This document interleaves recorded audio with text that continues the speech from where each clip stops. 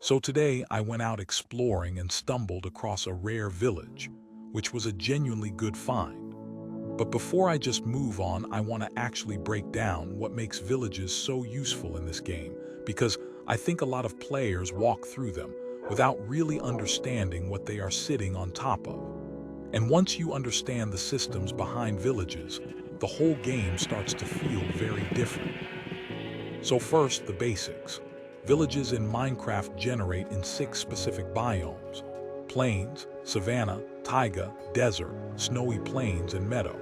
And each biome produces a completely different style of village. Desert villages are built from sandstone and terracotta. Taiga villages use spruce wood and cobblestone, and honestly they are the most visually interesting ones to find.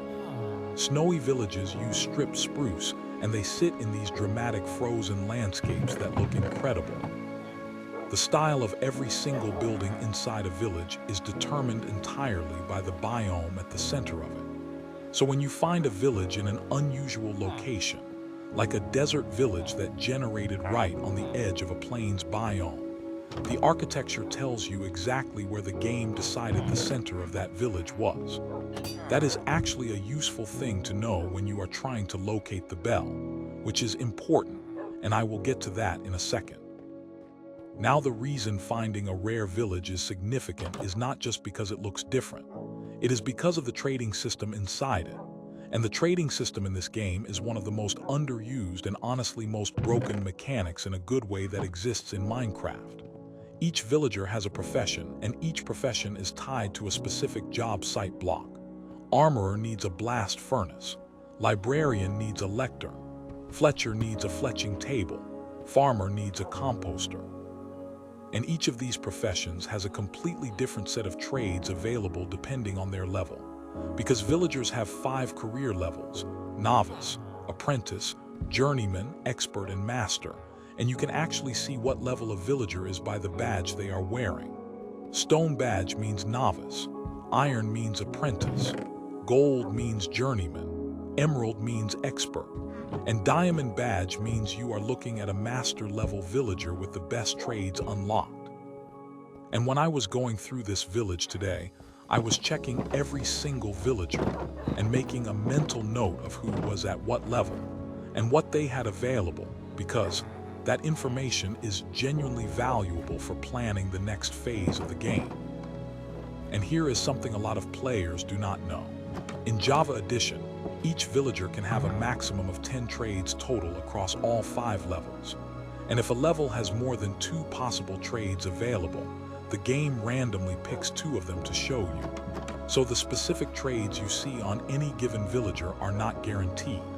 They were randomly selected from a pool, which means if you see a librarian with a trade you really want, that librarian is not replaceable. You cannot just find another librarian and expect the same trade. That specific combination was randomly generated, and it might not appear again on another villager in this world ever.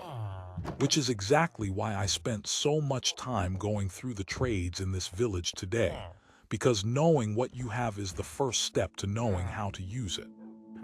And the currency for all of this is emeralds. Emeralds are the entire economic backbone of the village trading system. And emeralds are interesting because most players think of them purely as something you mine. But the more efficient way to get emeralds is actually to sell things to villagers, not buy from them.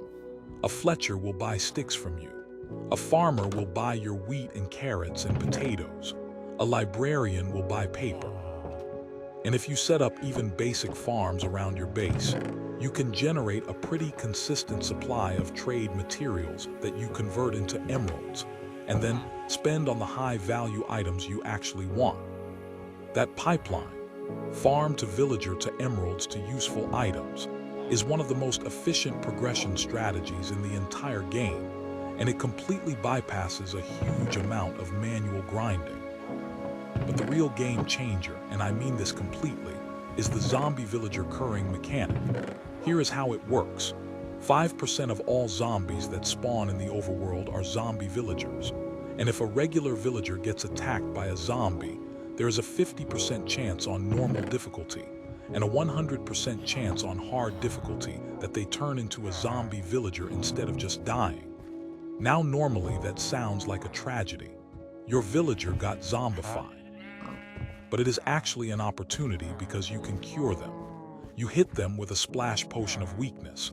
You feed them a golden apple, and after a few minutes they convert back into a regular villager. And here is the part that makes this mechanic completely insane. After you cure a zombie villager, that villager permanently offers you massively discounted trades. We are talking trades that normally cost dozens of emeralds going down to a single emerald. 1 emerald for an enchanted book that would normally cost 30 or 40. That is not a minor discount. That is the game handing you an economy exploit through a mechanic that most players never bother to learn. And the interesting part is you can actually set this up intentionally. You can trap a zombie villager, cure it yourself, and get those permanent discounts without ever having to hope for a random conversion. And while I was wandering through today, I also noticed the bell at the center of the village, which is something people walk past without thinking about, but it is actually really important mechanically. The bell is what the game uses to define the gathering site of the village. Villagers go to the bell during the day to mingle with each other. And one of the things they do while they are mingling is gossip. And yes, that is the actual term the game uses. Villagers gossip. They share information about the player, and that gossip system directly affects your reputation in the village, which in turn affects your trading prices. If your reputation is positive, your prices go down slightly. If your reputation is negative, your prices go up. And your reputation can drop if villagers see you attack other villagers or if you accidentally hit one.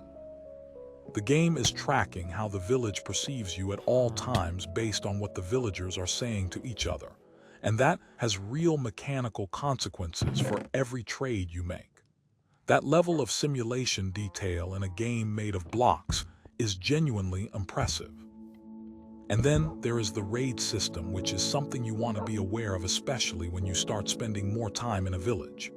If you kill an illager captain, which are the ones carrying a banner at pillager outposts or in patrols, you get a bad omen effect. And if you walk into a village while you have bad omen active, it immediately triggers a raid. Waves of pillagers, vindicators, evokers, and ravagers start attacking the village, and you have to defend it. And defending a village successfully is worth doing, because if you succeed, you get the hero of the village effect, which gives you significant discounts on all trades from every villager in that village. So raids are actually a really good way to maximize your trading efficiency if you are prepared for them. If you are not prepared, they are just a very fast way to lose all your villagers and have nothing left to trade with. So it is one of those mechanics where the risk and the reward are directly proportional to how ready you are going in. And thinking about all of this while walking through that village today made me realize that what I found is not just a nice-looking location. It is a whole system waiting to be activated. The trades, the curring potential, the reputation mechanics, the raid rewards. Every single one of those systems is just sitting there idle in that village right now, waiting for someone to engage with them properly. And that is honestly what I love most about Minecraft villages. They look simple from the outside. A few buildings, some villagers walking around, a bell in the middle. But underneath all of that is one of the most layered and interconnected gameplay systems in the entire game. And most players never dig into it past the surface level. The ones who do are the ones who suddenly find themselves swimming in enchanted gear and maxed out tools without ever having to grind for them manually. That is the village trading system working exactly as intended. And now that I know what is in this one, I know exactly what I am going to do with it.